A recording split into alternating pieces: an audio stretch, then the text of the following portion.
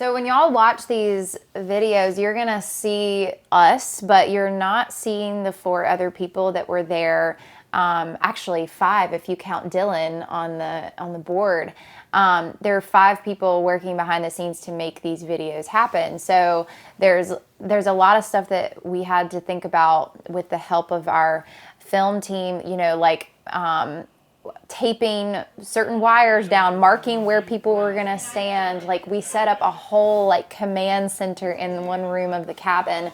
It was a very in-depth process that I don't think I realized until we were actually there doing it, how complicated and like how many pieces of the puzzle we needed to work with to make it happen. I think what's really cool is that having not had a lot of experience like doing live music videos like this was sort of our first real crack at it.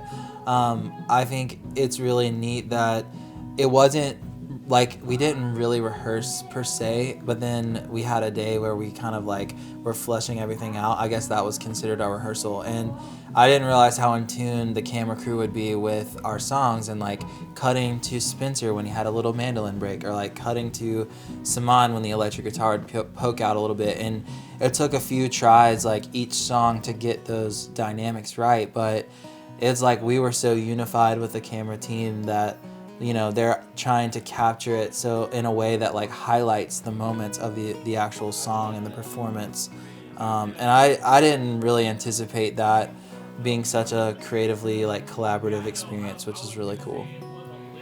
If You See Me Riding By was the first song that we recorded on the second day of filming at Small Pond. And it really, I think, to me at least, it set the tone for the day and was just a really easy, fun, chill song to get the day started, and just, you know, helped with that cozy vibe of Small Pond. That's a song that Austin and I wrote together. Austin started with the first 2 verses and then was like kind of stuck, and then passed it off to me. And when right when the pandemic hit in early March of 2020, we went out west to buy a tour van, and we were killing some time out there, and went on a fly fishing boat trip down the Colorado River in the Grand Canyon. And I do not fly fish. Austin was fly fishing. I was trying to write and finish the song, and I actually just ignore my.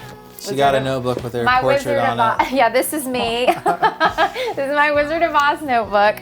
But I actually found the lyrics in here from when we were working on that. Yeah, March 10th, 2020. And when we were singing this song on stage and when we were singing it at Small Pond, I always just think about the cadence of like rowing the boat down the river, and I think about the being in the canyon and the fish Austin was catching, and like the chaos going on in the world around us that we didn't know about because we had no cell phone service and we were far from home, and we were actually kind of living in this blissful bubble of yeah. like, we bought this new tour van, we're about to go on tour, wow. Everything's great, and COVID like followed us back, and we didn't even know it was happening. We didn't know. It was like you're being chased by the boogeyman, but you're just like focused on like, ooh, ice cream shop up ahead, like gotta get to it. Like we were just like not looking back at all.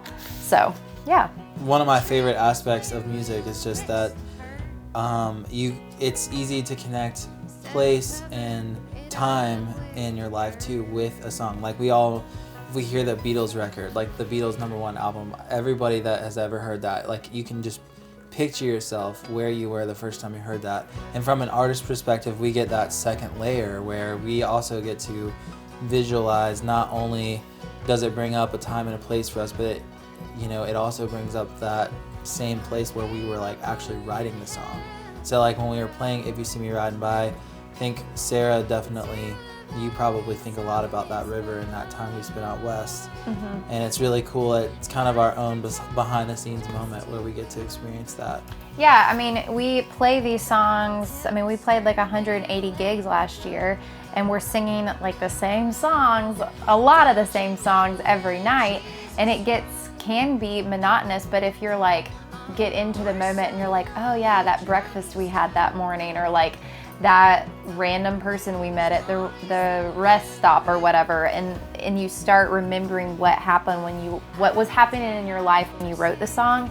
It just adds another layer and like connects you to the place. Yeah, because it was important for us to write the song, Right. or we wouldn't have written it. So I think a lot of our songs are marked by significant moments in our life, you know. And this was definitely a significant moment. It was like the last tour before a year with no touring. Fun times.